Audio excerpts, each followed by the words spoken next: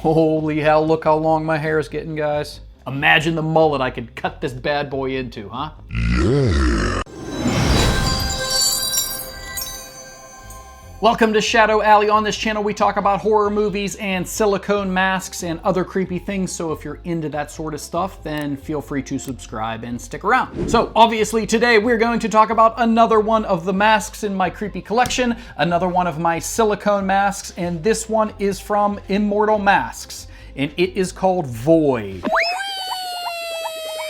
And it is freaking awesome. Look at it. Just look at it. Usually I say that I like monsters and creepy, gross things rather than actual like humans or realistic faces. And I would say that this is kind of a human, not really like a monster, but the whole front of its face is missing and it looks really disgusting and neat and cool, and I absolutely love it. One gripe that I may have with masks in general, not just specifically this one, but masks in general, and again, I know I'm like a broken record and I say this all the time, but I use these masks specifically for filmmaking. I want to make horror movies with them and short horror films.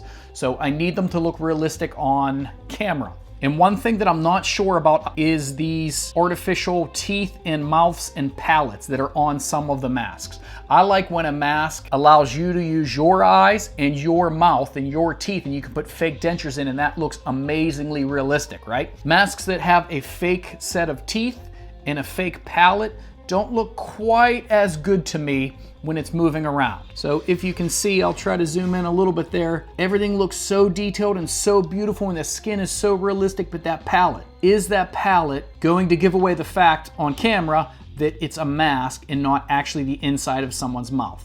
I don't know. So I would have to be very careful on how I shoot this or on how I film this, so that maybe the mouth is closed the whole time and it's not moving much.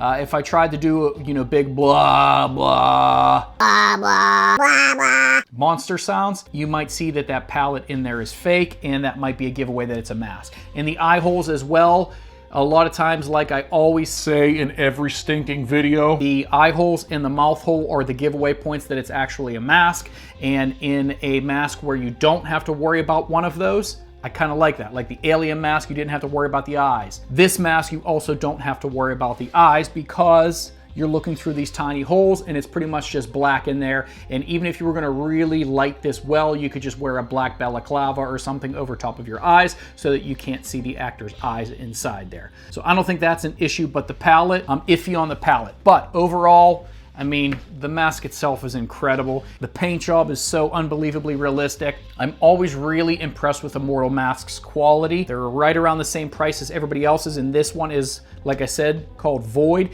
and it is $600. So that's right in the same price range as pretty much every other mask of this quality. But the detail's amazing. It's just an interesting, monstrous character, and I had a very specific intention for this. I actually wrote a movie, full-length horror movie, and this was going to be one of the characters in the horror movie. Got the script done, read the entire thing, and thought, this isn't a movie I would actually want to see. So I just scrapped it. So now I own this mask. I don't really have any plans for it, but it's so unbelievably awesome. I love having it in my collection, and I'm sure I will come up with something creepy to do with it. Get your mind out of the gutter, not creepy like that.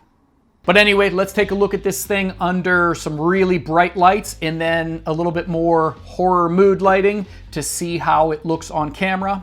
So let's go do the quick movement video for VOID from Immortal Masks. All right, so you can see, like I said before, the quality of this is amazing. The paint job is amazing. It's really hard to see on camera, but you can see all the individual veins and pores and wrinkles. It's just amazing. I'm always so impressed with the quality of these masks. They are well worth the $600 in my humble opinion. And the movement is pretty good. It's pretty comfortable. The eye holes, you really can't see inside of them. And again, even if you can peek in there under the really bright light, you could just wear a black balaclava and that would be no problem. You wouldn't be able to see the eyes. The mouth moves pretty well in that palette. I'm just not sure about the palette. What do you guys think? Does that look fake to you? Under this harsh lighting or under all of this light, of course it's going to be a little bit different. If I was going to make a movie with this or a short film, I would have this guy in the shadows and it probably would never be an issue. But overall, I think it looks amazing. But let's look at it under a little bit better lighting scenario and see how it looks now. All right, that's obviously a little bit better. It hides a little bit of that palette, and there's no possible way you could see through to see the actor's eyes.